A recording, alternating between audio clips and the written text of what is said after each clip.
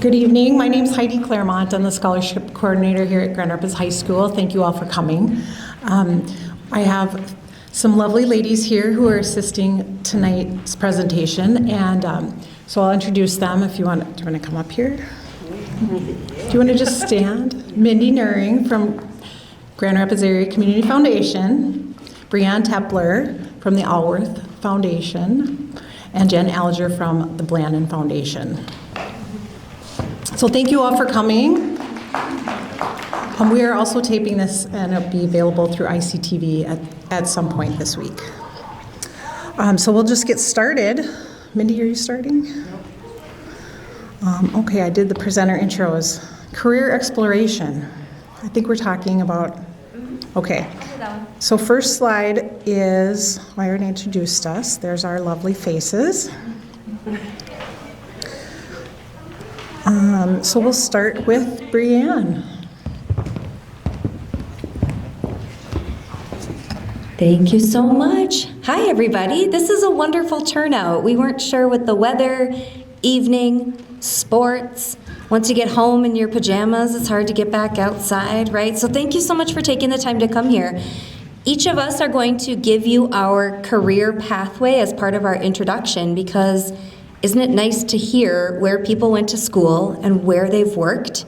Then we learn about occupations and school programs, and we can start thinking about where we might want to go as you're sitting in those seats out there for students. So I'll share my career pathway in under 2 minutes. That first picture you see there is me and my daughter, Alyssa. Alyssa was born my senior year of high school. I was born and raised in Duluth, Minnesota. My mom was a housekeeper. My dad was a mechanic. I went to Central High School, and after Alyssa was born my senior year, I went back to school. We had a daycare for the district, and my guidance counselor said, "Brianne, you're going to college." And I really wasn't sure. I believed her, but she encouraged me, as well as my band director. I was in band. I had really good grades. I just didn't think college was going to be possible, especially financially.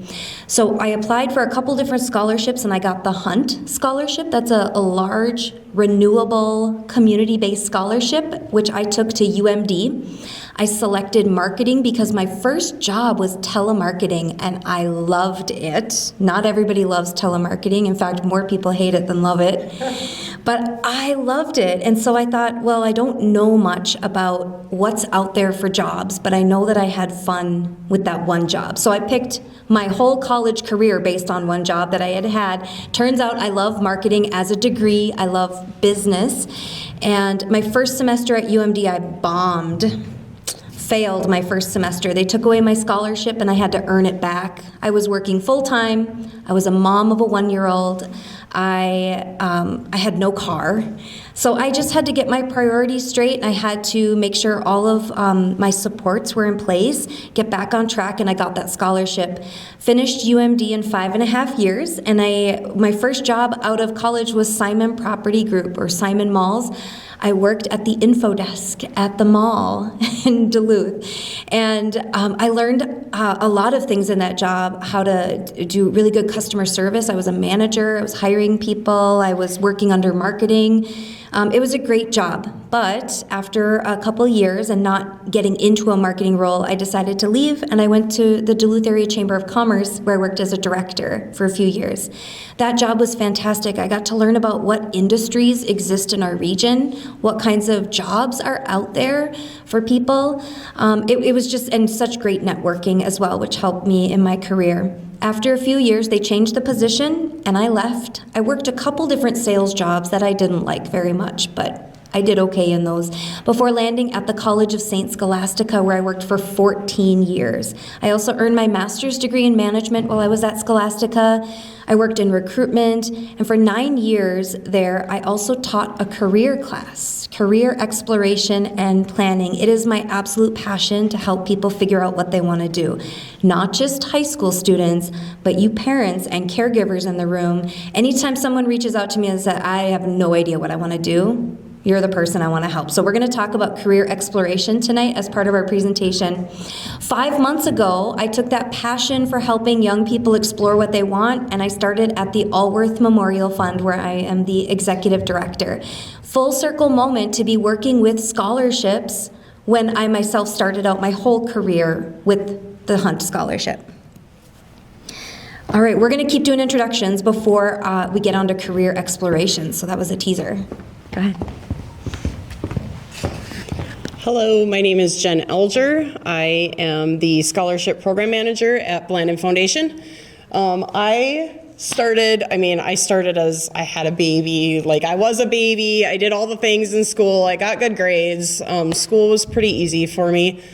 And I graduated from Deer River High School. I won't say what year because it will age me. But I had a different experience. I went to my high school counselor and told him that I wanted to be a pediatrician. And he looked at me and he said, "You'll never make it, pick something else." I don't see a lot of students experiencing that same sort of thing with high school counselors now. I think it was a different time. I'm kind of old, so. So I had parents who didn't go to college. My mom stayed home with us kids. My dad worked as a custodian at the school. And so I didn't have any idea how to get started. So I took PSEO classes my senior year of high school. I told my kids I did PSEO before PSEO was cool. Trendsetter even back then. And then I was like, I have no idea what to do. I had no guidance, I had no help. And so I chose to start a family. And so this is like a really old picture of my family because it's impossible to get all of us together. Yes, I have 5 children. And when this is a picture that's hanging on the wall, my daughter's best friend photoshopped herself in there the best way that she could because she pretty much lives with us. Anyway, so my 5 children plus our plus one and my husband. And so I spent a lot of years raising our family. We home educated our children. We still do. I'm down to only 2 at home, which is really weird when you're used to having lots of kids in the house. So, but I always did odd jobs. I was, cleaning cabins. I was selling things. I was doing something all the time. I was heavily involved volunteering. My kids participated in the Rife Theater program. We're very active. And so through some of those odd jobs and volunteering with 4-H, I decided I wanted to go back and finish a degree. Probably not in medicine because, it was a few years. So I went back to school and I finished my associate's degree it was still Itasca Community College then, but what is now Minnesota North. I then transferred into Bethel University where I got my bachelor's degree in organizational leadership. And then I also finished a master's degree in child and adolescent development. And so I get a lot of people like, that's kind of weird. What do you do with those degrees? I actually use the things that I learned in those studies every single day. And so it was a really good thing. I'm still often contemplating a doctorate because someone told me I couldn't, and so I may just have to prove that person wrong. Probably not in medicine, but I have thoughts. I love learning. Learning never stops. So it was hard going back as an adult with 5 kids, working part-time, doing all of the things to complete my studies, but it was very worth it. So now here I am at the Blandin Foundation, trying to help others either avoid some of the hurdles that I ran into when I went back to school, or jump over them, or navigate around them, or get through them, or crawl under, or whatever we need to do to be able to complete our goals. And what is this endpoint? Do we ever really know? I don't know. I'm still trying to figure out what I want to be when I grow up. I have a lot of things that really drive me and push me, and most of them are centered around young people. So don't ever be afraid to come to me and ask me a question. I don't care who you are. I don't care where you're from. I don't care what your background is. I don't care what your future is. I do care what your future is. I am here to help out and help connect you to whatever resources you need connecting to. So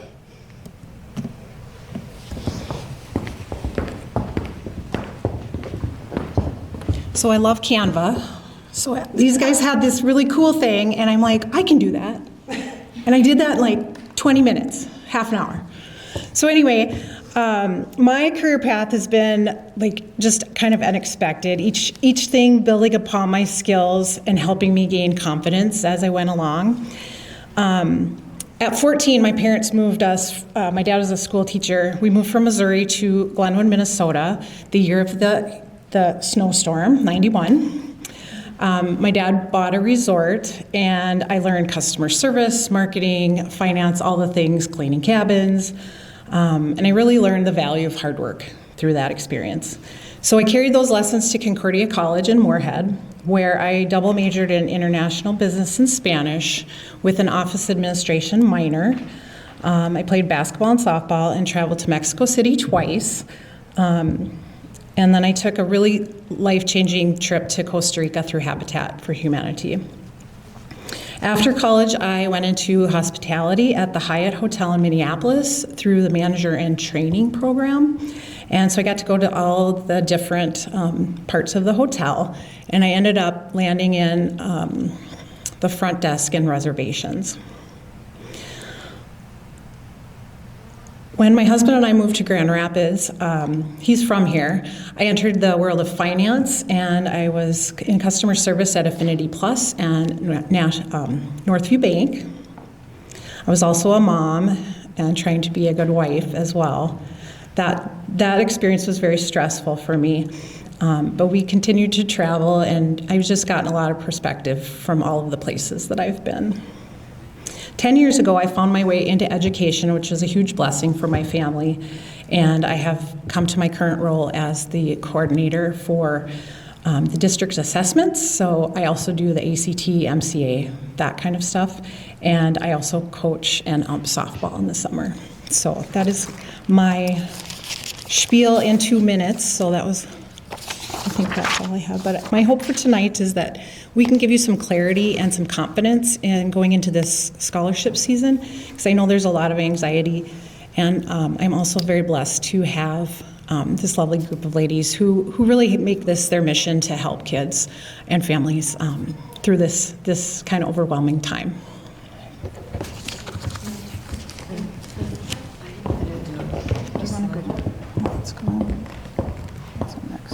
Oh, that's career exploration. Do you want to give your career pathway? Well, sure I will, but I failed the assignment and I didn't do my own slide. So, but I know my own story, so I can do that.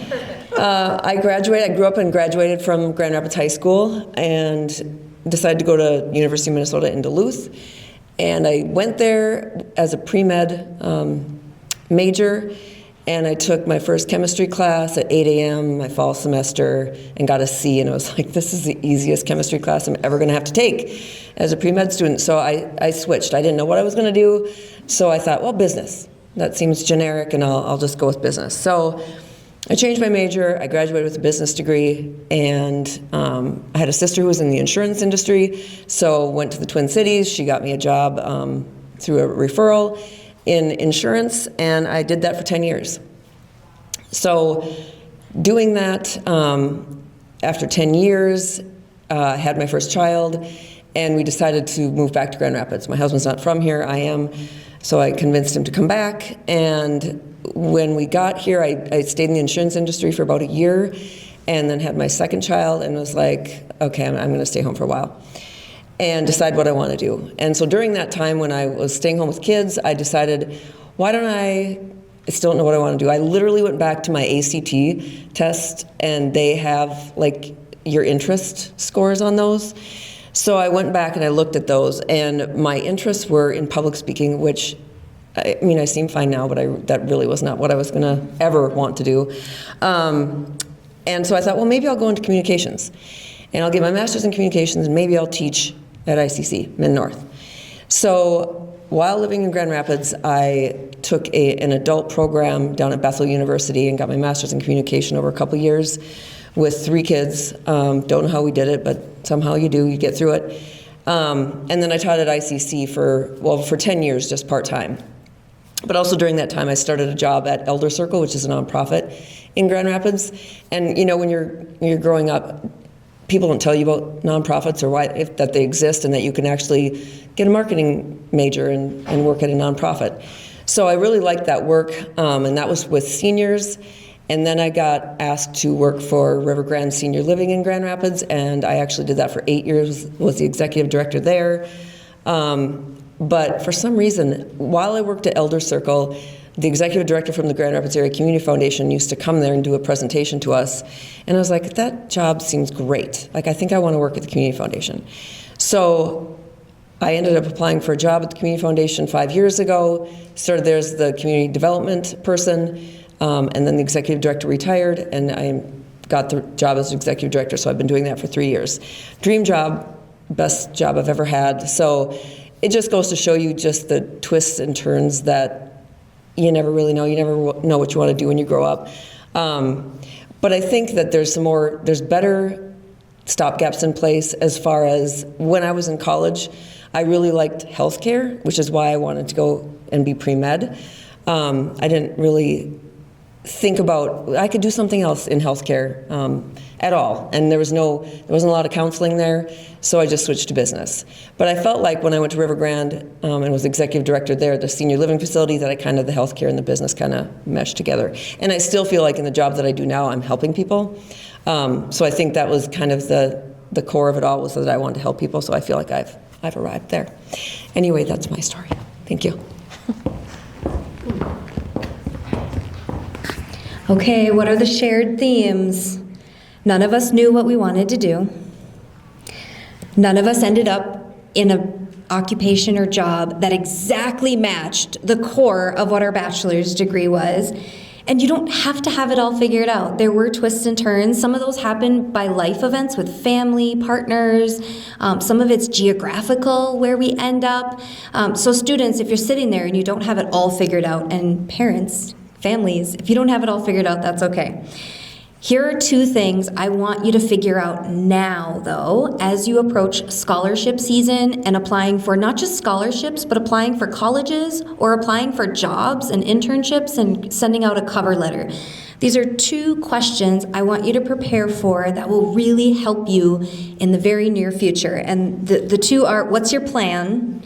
And what makes you unique? These are 2 questions I would get from students all the time when I worked at Scholastica and they're trying to get into a competitive program or trying to land that dream job, or now in my work, applying for a scholarship. How do you talk about yourself in these ways? So let's start with what makes you unique. What makes you unique is where you go to school, where you live, not just in this community, but in northern Minnesota.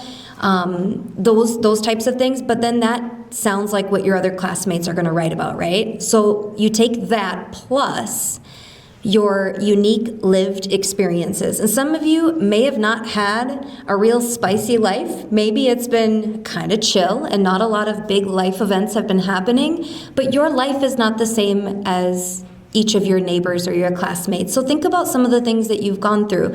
Maybe you have 3 generations living in one household. Maybe you had a sibling that was hospitalized for a year, and that just, it didn't occur to you that, wow, that really was unique to me in my situation. So think about your own uniqueness, and then I will also share that scholarship committees love to read who you are. Who you are. Think about it. When you were a kid, you believed in a lot of what your parents believed in. You were interested in what your parents were interested in because you just kind of went along with what the family did. But somewhere around middle school, high school, you all branched off from that core nuclear unit and you started to have your own thoughts, your own values, what you cared about, the stuff you were interested in, what you were jazzed up about. Like, I went into telemarketing at 16 and had a job, and I was like, this is amazing. My brothers and my parents didn't like that stuff. So you start to develop your own thoughts. Selection committees want to read about who you are. What do you care about? What are you interested in?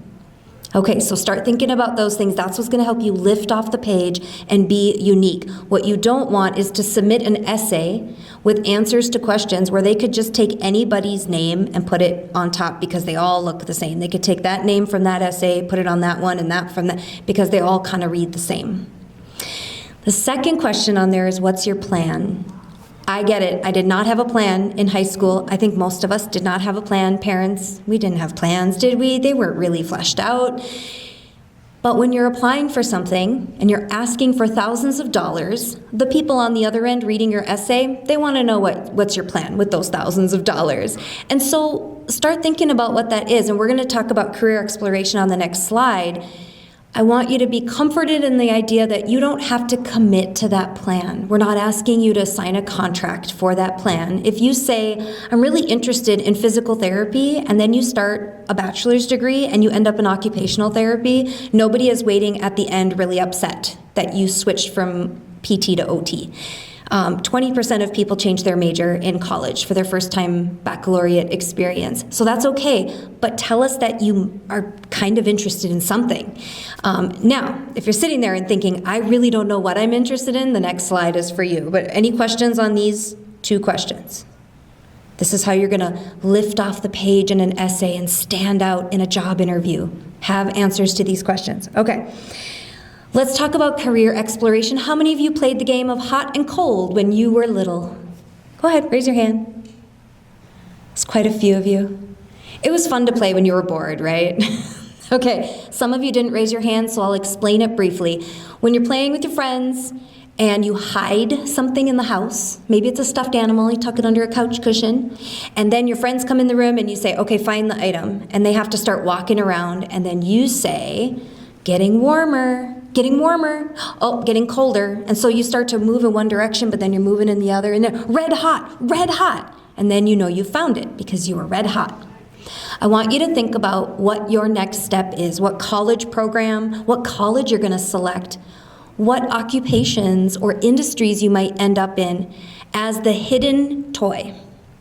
And in order to find that toy, in order to get those answers, you have to move around the room. And what I mean by move around the room, take a college tour, go visit a company, get a company tour, have a career conversation with an occupational therapist or a physical therapist or whatever occupation you're interested in. Find someone, maybe through your guidance counselor's office. You can also reach out to me, and I'm sure the panelists here, we all want to help you find someone to talk to so you can learn about a job.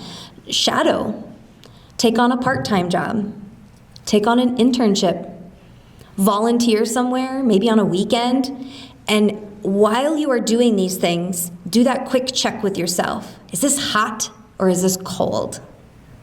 You won't know unless you get out and test out something, try something out. So that's how you're gonna play hot and cold. Now, some of you are very, very busy, and you might have just moments of time, just small moments of time where I'm gonna ruin movies and books and video games for you. So movies, video games, and books all have characters. And for character development, the authors and directors, they do some background character development, and they'll share what that person's occupation is. If it's a job you've never heard of, I want you to stop the game, stop the movie, put the book down, and go search that occupation. Now, as a senior in high school, there's never a better time to do as much research as you can about what exists out there in the workplace. Get curious, walk around the room, explore. All right, let's test to see if you understand hot and cold. All imagine that you're applying for a summer job, part-time. You're on Indeed.com, and you find this job. Company looks legit. The position title, you're like, I think I could do that, but I don't know exactly what's required. And the first task on that job description says you will be required to manage, lead, and hire a team of up to 5 people. All right. Families, you can participate in this. Raise your hand if you feel really hot about leading people. Yeah, put me in charge of people. I could do that. Yeah. How many of you are freezing cold? Don't you dare put me in charge of humans. Okay, someone's raising someone else's hand. And then maybe some of you are a little lukewarm about that. If you're lukewarm about something, that means it's not a deal breaker. It's not hot or cold. You can ignore that one. You could take it or leave it. Do we all know how to play hot and cold now? Heads nodding. Awesome. Let's move on to FAFSA. Who's doing this one? Awesome.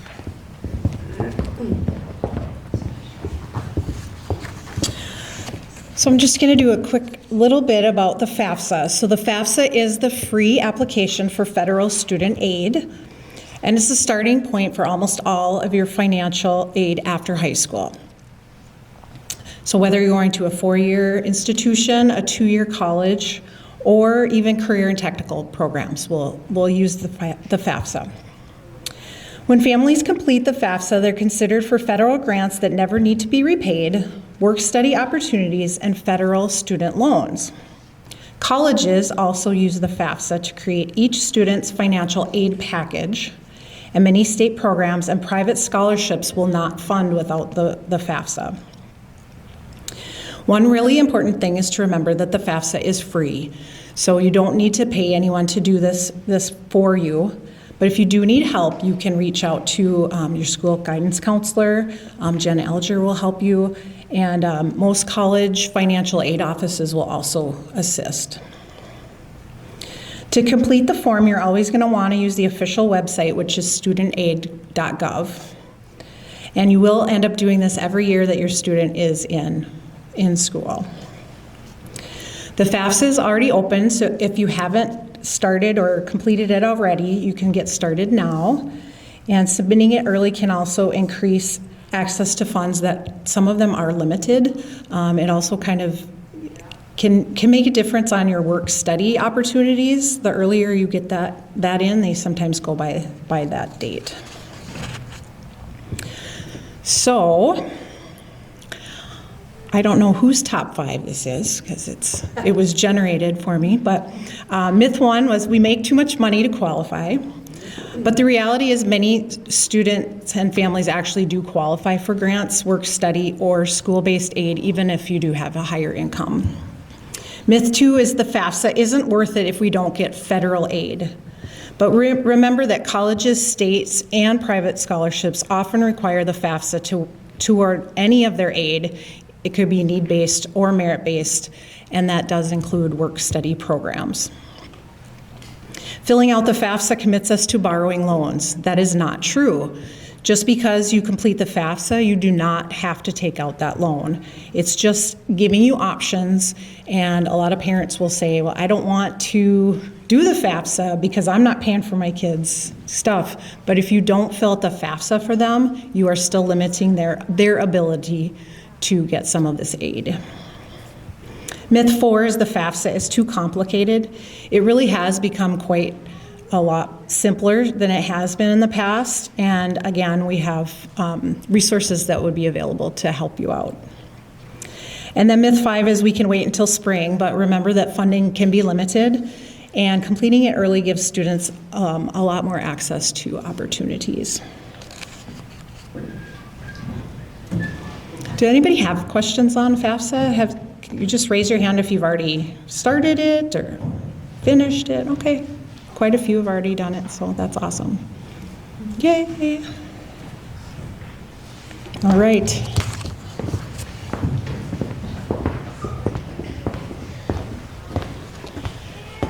When I first started at the foundation, I wanted to understand financial aid, and so I dug into all the FAFSA stuff. I nerded out on it. I do things like that. Don't love the methodology of the FAFSA, but it is the ticket to the most financial aid. And so it's super important to fill it out. It has become so easy. Students create an account. You don't have a waiting period anymore. Like, you can roll right into the FAFSA. You invite your parents with their email address. Parents, if you don't already have an account from when you attended school, you open an account, you do your portion of the FAFSA. You don't have to, most of the time, you don't have to enter any tax information because they're pulling it directly from the IRS. Super simple process. If you have questions, feel free to reach out because I listen in on all the really boring trainings from the U.S. Department of Education so that I can help people out. So please make it worth my time to sit through those things. So once you complete the FAFSA, your school gets that information. So like if you're not sure which school you're going to, put them all on the FAFSA. You can put like a whole bunch of them on there. They will get your information, and then they're going to put together what's called a financial aid package, and they're going to send that to you. Some of the things you're going to find on there are Pell Grants. That is tied directly to the FAFSA. State grants. Minnesota has a pretty robust state grant program. It's really hard, like, for a family to know if they're going to get any state grant, and so you'll want to watch your financial aid package because it will show up on there. That is a great program for middle income families. So maybe you don't get a Pell Grant, you're probably still going to be getting a state grant. And so it's really important. But they base that off the FAFSA, so you have to still do the FAFSA. Work study is through the federal government, so that's coming through the FAFSA. And the school will give you, your work study eligibility on your financial aid package. And then there are, of course, scholarships. There's institutional scholarships that your college itself might give you, and then there's all of the private scholarships. Our area has a huge number of organizations who want to support you as you pursue your goals. So apply. I know senioritis is tough. Like, you're done. You just spent 13 years in school and you want to be done with all this stuff. But it's really important to complete the applications. And then there's these two things up here that I put in red for a reason, because those are loans. Loans are things you have to pay back. All of the green stuff, you don't have to pay that back. The red stuff, you do. So I know parents are probably going to know this, but young people, do any of you know what it means for something to be subsidized? Anyone? Okay, if something is subsidized, it means the government is paying something for you, right? So if you get a subsidized loan from the government through the FAFSA, that means that the government is paying the interest on that loan for you while you are in college. So you borrow $5,000, when you get done, you owe $5,000. Unsubsidized loans means the government is giving you a loan, but they're not covering that interest for you while you're in school. So you either have to pay the monthly interest fee, or you let it accrue. And then when you borrow $5,000, when you finish school, you might owe $6,000. I'm not in the banking industry, so I'm not going to do all of the interest and all that kind of stuff. But these are the things that will show up on your financial aid package. You can accept some of them. You can accept all of them, but you are not required to accept all of them. You don't have to take the loans if you don't need the loans.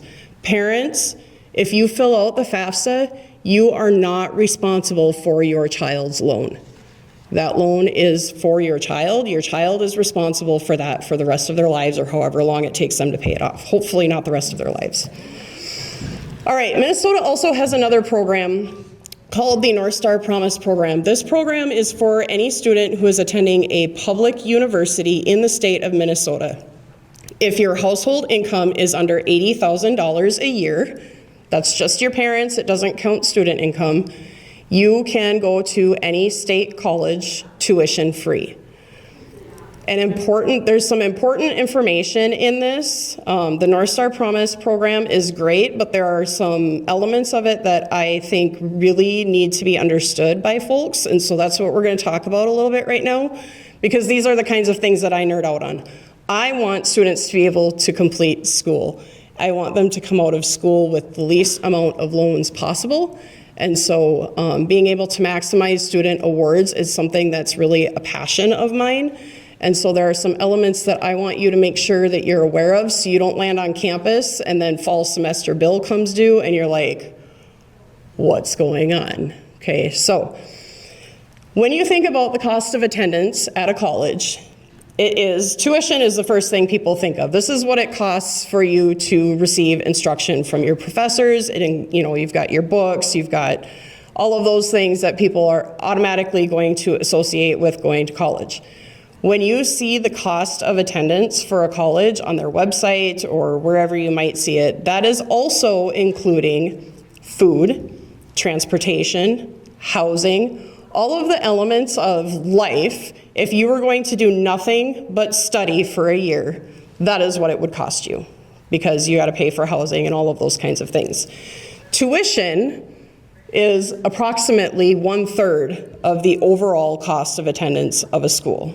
Okay, so don't think, oh, the Minnesota North Star Promise program, I get to go to school totally free, because that's not usually how it works. So what winds up happening is the North Star Promise dollars are applied only after all other financial aid is applied first. So if you receive a Pell Grant and you receive a state grant, those are going to be put into the tuition portion of your cost of attendance first. And then anything that's remaining will be covered by the North Star Promise program. So you can see I kind of tried to keep the pieces the same size and whatever. I did not go to school for graphic design, so bear with me. If you receive private scholarships, sometimes what will happen is that private scholarships may replace the North Star Promise portion of your tuition. So you have your Pell Grant, you have your state grant applied, you still have this gap, and you get your initial financial aid package from the school that says you're going to get $2,000 in North Star Promise grant. Awesome, great. And then you get a $5,000 scholarship from any one of us here, and you're like, sweet, tuition's covered. I'm going to use this $5,000 and I'm going to use that to help pay for my housing, and maybe I only have to work 20 hours a week instead of 30 hours a week, and this is going to be awesome. Except that then part of your scholarships, your external scholarships, replace those North Star Promise dollars. And so you may only have $3,000, or it may use up your whole award. So it's just something to watch for as you're looking at your financial aid package. Keep an eye on North Star Promise dollars, and just know that some of your scholarship dollars may displace North Star Promise dollars. Displacement happens in other ways as well. It can happen at private colleges. They might say, hey, you're a really awesome student. We're going to give you $20,000 to come to our school. And then you get there and they find out that you have other scholarships, and they might reduce their institutional award based on the amount of outside scholarships that you've received. So how do you avoid this? Ask your college, particularly private colleges, because they have a little bit of flexibility around that. Ask them, what is your policy on scholarship displacement? If I get external scholarships, what's going to happen with the scholarships that you're offering me? It will help you make an informed decision about where you go to school. If you are receiving North Star Promise, it's written in legislation, so there's not any way that you can stop that from happening, but just be aware that it may happen so you don't plan for all of this extra money to help cover expenses that you may not have available.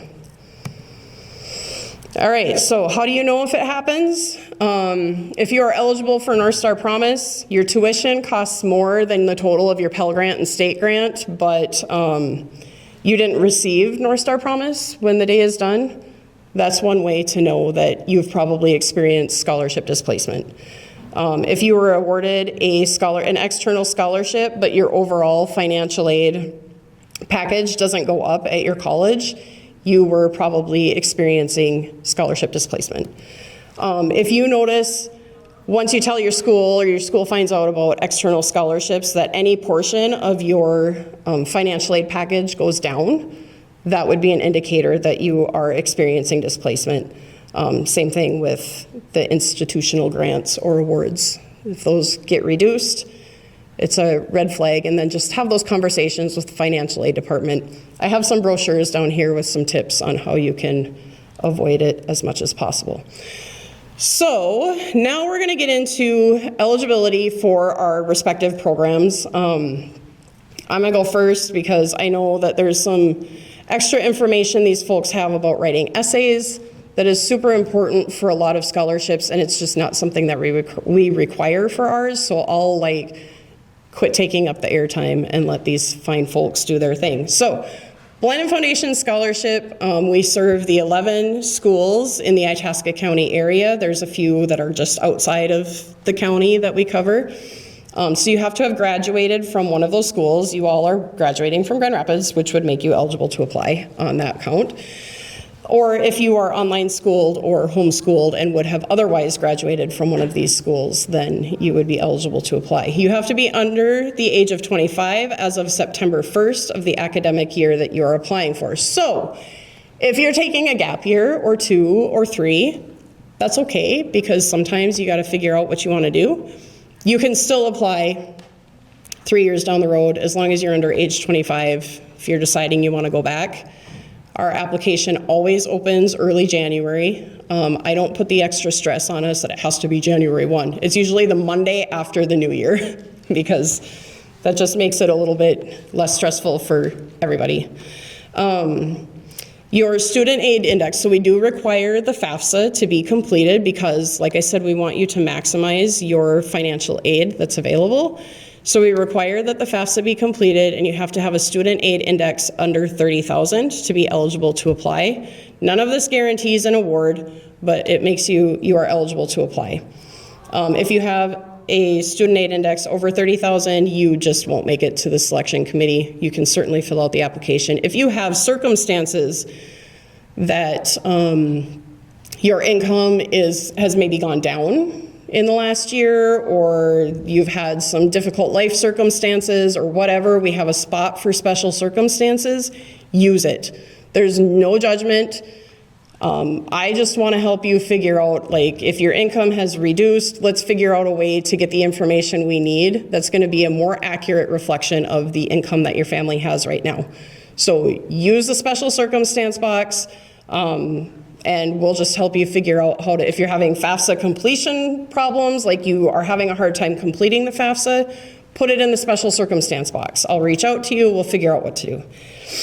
And then you have to be attending an accredited school in the United States, and you cannot have yet completed a bachelor's degree, which those ones are, I don't think any of you have completed a bachelor's degree yet, so you should be good. And you can reapply every year until you have reached the age of 25 or have completed a bachelor's degree. We have $1.8 million to award to students this year. Last year we awarded 380 students. So there's a lot of help available. You just have to complete the application. And then I will hound you. If you're missing a piece, I will border on irritating, not gonna lie. You're gonna have to deal with it, or you can just respond and then we'll figure it out. But I don't want you to miss the opportunity. So you apply this year, I'm gonna remind you to apply next year. So watch your emails, check your text messages, try not to ignore me, even though it's really easy to do. The sooner you respond, the sooner I'll leave you alone. So any questions about our application? We do not require GPA. I mean, you have to have a 2.0 GPA when you're in college, but we don't require a specific GPA. We don't require an essay, any of those things. We really just want our funds to be accessible to students. So, all right, we'll have time at the end for questions too, so. All right.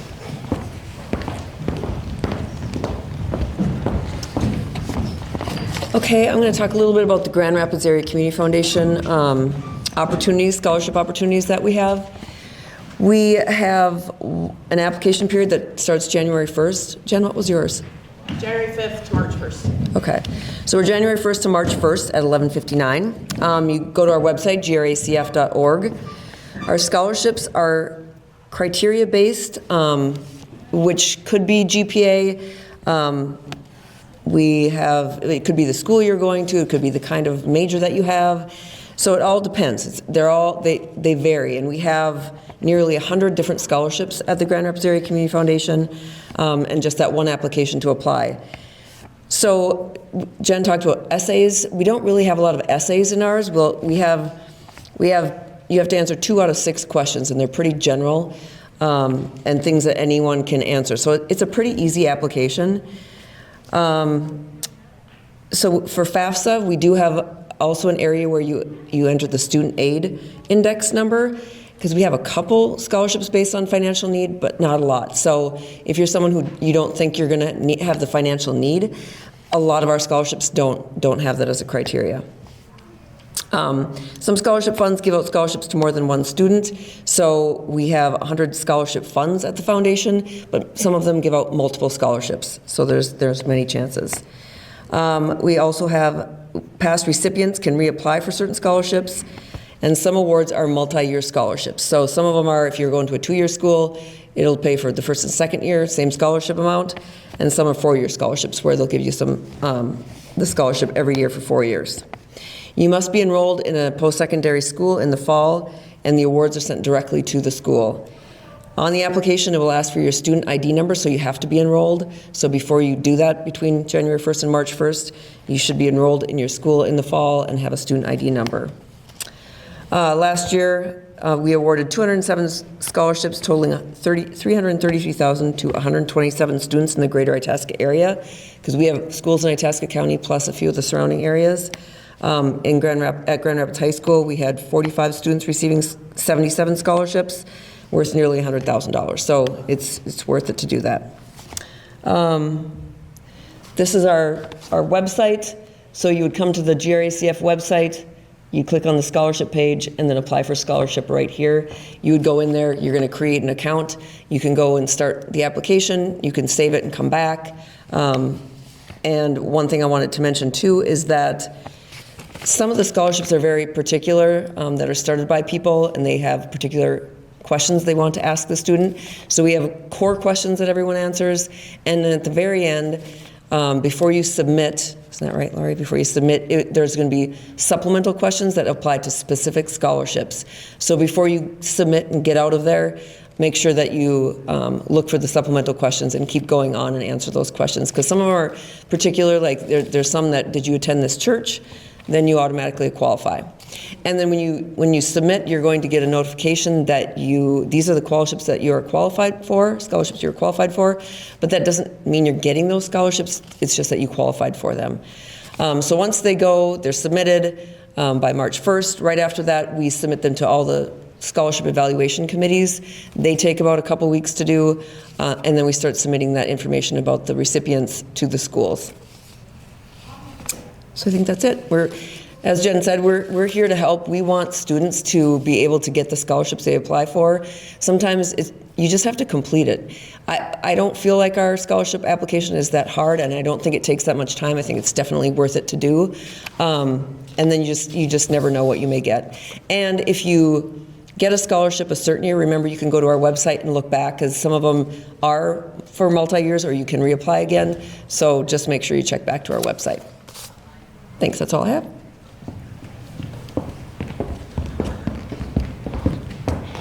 Okay, how we're doing? Doing good still? Energy still up? We just shake arms, shake our shoulders? Okay. Thanks for hanging out. I can't believe that we have to go around and promote giving away money. But we do, because you're busy. You're working, you're in sports, you're in extracurriculars, and it's senior year. You're just trying to live your life. And people are saying, what's your plan? Apply for these scholarships. But honestly, this is some of the biggest bang for your buck. One of the biggest investments you can give future you is to take the time and care to fill out scholarship applications. I'm going to talk about two different opportunities. One is very specific, and then one is similar to the area of Community Foundation scholarships. So the one specific one is Allworth Scholarship. Years ago, in 1949, Marshall W. Allworth created this fund using his entire fortune. He had no children. Him and his wife were very generous, and he inherited a fortune from his father. And then that money grew. Some of it was mining and forestry and all investments and all sorts of things. But in 1949, he created this scholarship in memoriam of his parents. And what a gift to give away millions of dollars, and that's your legacy when you pass. The money grows every year. I don't go out and raise money. I just give out. Last year, $24,000 scholarships were given. At any given moment, there's about 300 scholars out there. Are there any Allworth scholars in the room? Yeah, I love it. Oh, we are so proud of you and all of our scholars at the Allworth. So this is a selective scholarship. We are asking for an ACT score, and it has to be above a 24. There is still time to retake if you're close. And if you're wondering, should I retake it? Is it worth my time? Reach out to me, and I'll be honest with you if it is worth it based on some other parameters. You need to have a GPA of 3.5 or higher. Family adjusted gross income for your family, 175 or less. You will need a recommendation. It's as an electronic form through the online application. I can help you answer any of these questions. Another thing that's specific about this is Mr. Allworth was jazzed up. He was red hot about math and science and research and healthcare and benefiting humanity. And if you are just as jazzed up about that and you're thinking, I am going to do some degree, some major, some occupation in that area, then this is a scholarship for you to be looking at. All that information's on our website. We're not hiding anything. The application is now open, and it closes January 15th. So ours is going to close just as you're starting to gear up for some of these other area community foundation ones. Now is the time to apply for this one if you meet all of those parameters. And again, reach out if you have any questions about that one. My friend Peter couldn't make it here tonight, but Peter is with Boreal Waters, formerly Duluth Superior Area Community Foundation. So you have Blandin Foundation, Grand Rapids Area Community Foundation, and Boreal Waters. So Boreal Waters is similar to the Grand Rapids one, where you have one online portal, you put in your information, and then it tells you which scholarships fit you and your interests and abilities and things like that. Their scholarship application just opened up this week, and it's going to close February 24th. So between Boreal Waters and Allworth, these are ones you want to look at right now. Some top tips for your application. Students, start a Google spreadsheet right now, because we want you to apply for as many scholarship opportunities as possible as you have time for. So start a spreadsheet of all the ones that you're applying for. What are the deadlines? Did you submit? Did you hear back? When might you hear back? And just have all of those as your columns so you can stay organized with this. Go ahead and plagiarize yourself. What I mean by that is if you answer questions, tell me about yourself for one application, and then the next app portal is asking you that same question. Copy some of that language, check it all out, make sure it's all good, but save that language because you are going to be asked some similar questions between these different websites, so save that somewhere. Another tip is to, if you don't have it right now, create a non-school email that is professional sounding.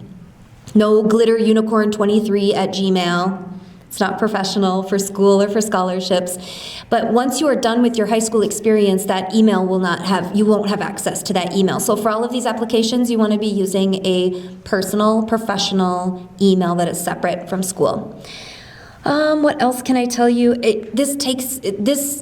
All of these applications deserve your undivided attention, the time and care that you put into it. And maybe you only have only enough time to go after one or two opportunities. I regret not going after Community Foundation. I thought, I got the Hunt Scholarship. I'm good. That's like $20,000. That's amazing. I could have got that plus other scholarships if I had just sat down and filled out more applications. So whatever you have time for, it is worth your time. You will never make this amount of money in any kind of job. Getting a $5,000 scholarship for 2 hours worth of work, that's a great return. That's a great hourly wage that you just made, and your parents will be so happy that you're doing this. I know some of the parents in the room are ready to help out with these applications. Last thing I will say is that if you are unclear about something, please reach out to all of us. We're paid to give you money. We're also paid to answer your questions. You are not bugging us. You are not bothering us. It is not an inconvenience for us to answer your questions. We're excited to give you money. We're excited to make these applications easy for you to fill out, easy to access, and we want to help. We want to be back in the spring to award you money at the award ceremony. So I think that's all I had. Heidi.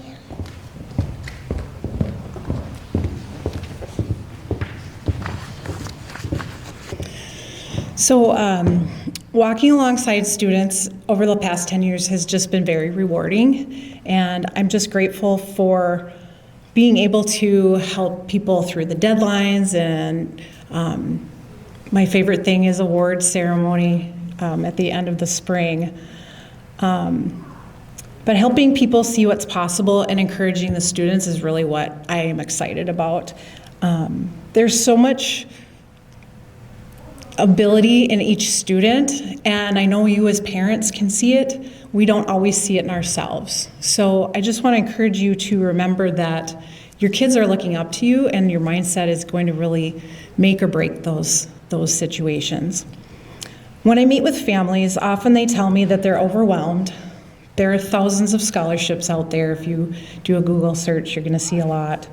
But the biggest source of income you're going to find is through the schools that you're looking to attend. So those schools have lots of money, grants, scholarships. So research the schools that you're interested in. And again, you don't have to decide which one you're going to right now, but maybe pick 3, maybe pick 4. Get an idea of like the displacement, ask some questions, and then see if they have a separate scholarship opportunity, or if just your, the admissions process will get you access to all of those, because you don't know until you ask. So just be aware of those things. Schools use their scholarship funds to recruit the students that they want in their student body. So if you're strong academics, some places have very talented artists, athletes, leaders. You can bring diversity or unique experiences to a school. So just get to know those schools. Being on campus is really important. Just even calling the admissions people, a lot of times they'll hire young alumni, which is really cool. It's a great first job for these people, and you get a real good feel for what other people are going to be like on campus. And I truly, having a sophomore now in college, just her experience at that school and going to visit the gymnastics team, like she got a real good feel for that and what it was going to be like on campus. So take all those experiences that you can.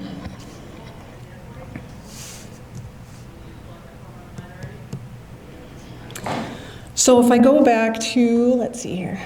So just for my job as a scholarship coordinator, I manage our website. I did not put it on this slide, but if you got the folder for the scholarships, it is on the front page there. So I do a newsletter and I communicate the deadlines to all of these scholarships and other local ones.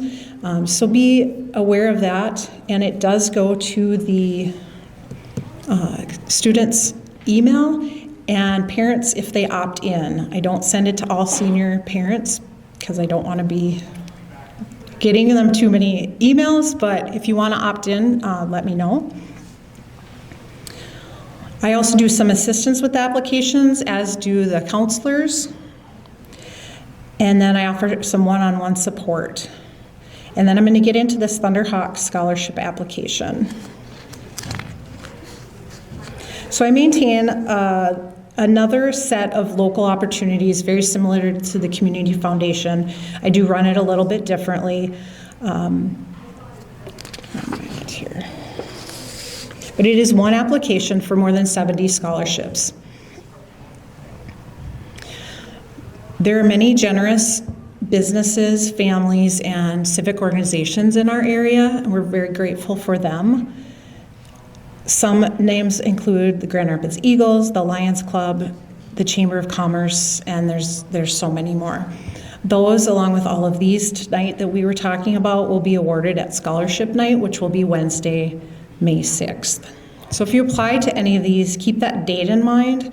I don't send the invites until 3 weeks before because we just don't know the names yet. But keep the date open if you can. Let's see, where am I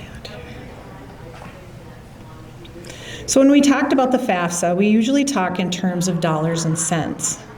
But I just wanted to mention that the profound impact that these programs have on our students whose families face significant economic or personal challenges really is not just about tuition payments.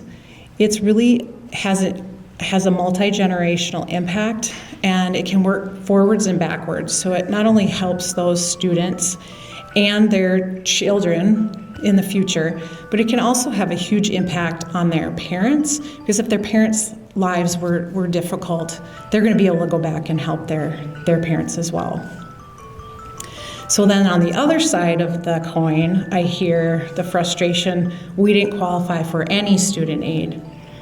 And I totally understand that, but I want to offer a critical shift in perspective. Not qualifying for need-based aid is, in fact, a very good indicator of a family's financial success. So think of it as a financial health score. I don't know is it you? I thought maybe it was a ringer and it would go off. I guess when you put it on mute, it doesn't count for alarms. That's okay. So I was just thinking think of it as a financial health score, that you guys have a strong foundation, And the student who receives aid receives the funds, and non-recipient families also receive validation that decades of hard work have really paid off. So try to consider that as a blessing. So whether your family is celebrating financial independence by not needing aid, or whether your student is learning invaluable skills of time management, budgeting to make their aid stretch, your role as a parent really remains the same. Encourage your student to embrace the struggle. The struggle, whether it's juggling a part-time job, managing the stress of applications, or learning to live frugally, is not a barrier to be avoided. It really is the forge where true character is born. It's the understanding gained through hard work that allows us to refuse to take what we've been given for granted, build true lasting resilience, and extend grace and empathy to others who are walking a different, sometimes harder path. So regardless of where you land on this area, encourage your children to see the effort, the planning, the persistence, not as burdens, but as their most valuable education.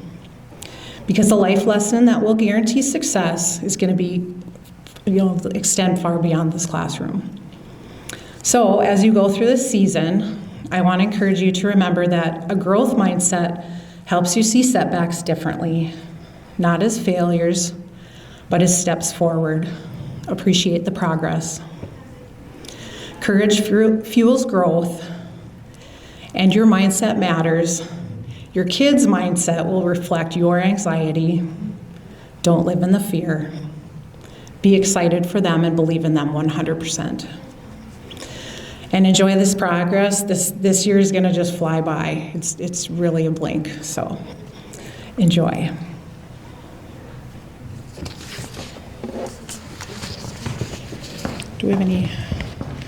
Do we have questions?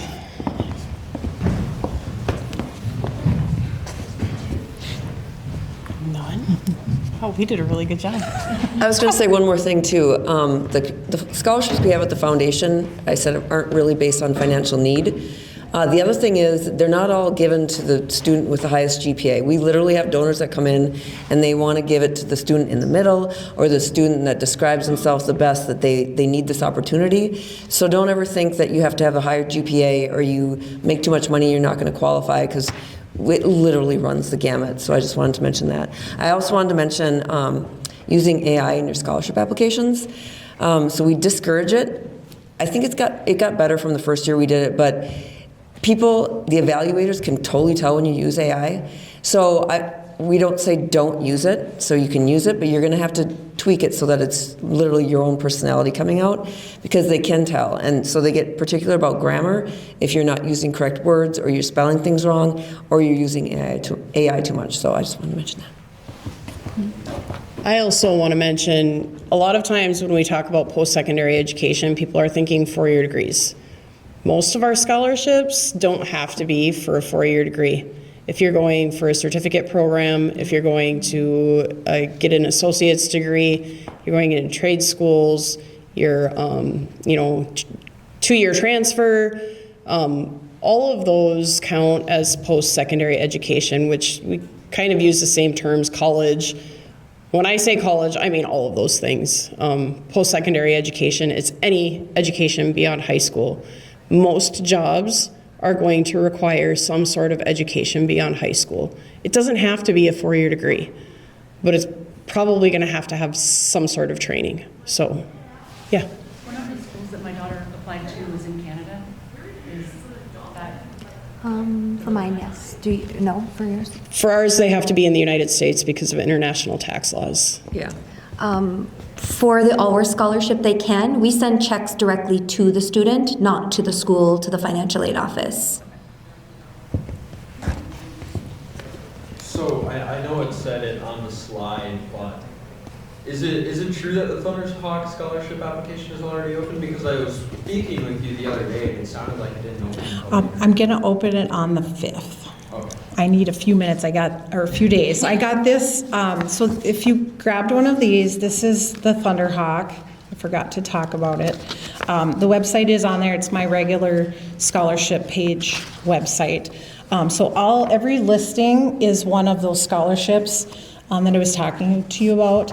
And then when you get into the application, there's a box for each one of those. You just mark yes, and then if there's any other additional criteria or requirements, then you would fill those out. So I did close it down because I found something I wanted to fix. So I'll get that out later in this week. I also brought, there's this ECMC, I don't remember what it stands for. Is it Educational Credit Management Corporation? They have an opportunities guidebook. I have some of those. Paying for college from the Minnesota Office of Higher Education, and then choosing a career pathway. I have some of those, so if anybody wants to pick up some of those, as well as the Blanna Foundation, and you guys, and Allworth had one, so pick up those materials if you're interested. Right there. Is the Boreal Waters only for vocational school or? Great question. So the question for the recording is Boreal Waters Community Foundation just for 2 years? It's for trades, 2 year, 4 year, any kind of experience. The same thing you can apply each year. The Boreal Waters Community Foundation does cover this whole Grand Rapids area, as well as Duluth Superior and other communities.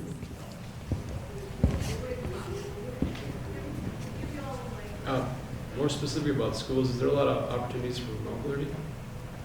Remote learning.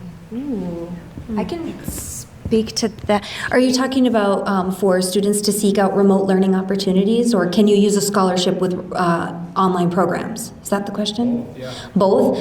Yeah, with the pandemic, a lot of programs were able to add either a hybrid option, a remote online only option, in addition to an in-person program. So colleges are constantly looking at needs and classroom size and things like that, so students should explore that. For scholarships, this isn't, for Allworth, it's a question I haven't had yet. I know for Boreal Waters, yes, you can.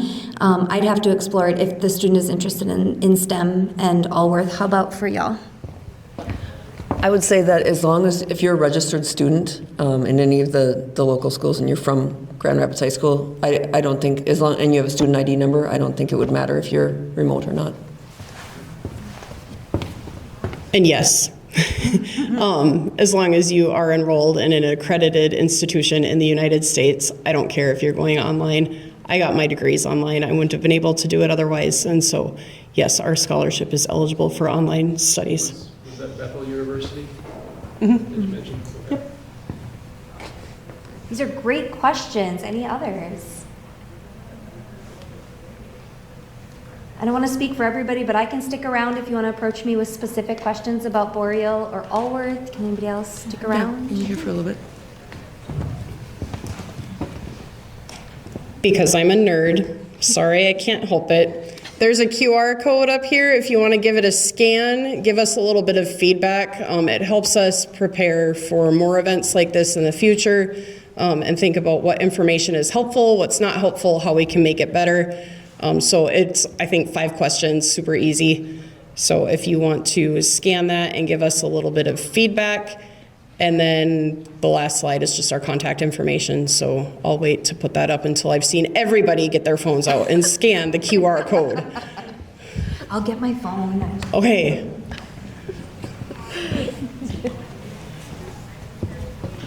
I'm pretty sure you young people have a phone on you. It really does help us and future students. Thank you, everybody. Absolutely. Well, thank you all for coming, and let's give all of us a round of applause. Thank you.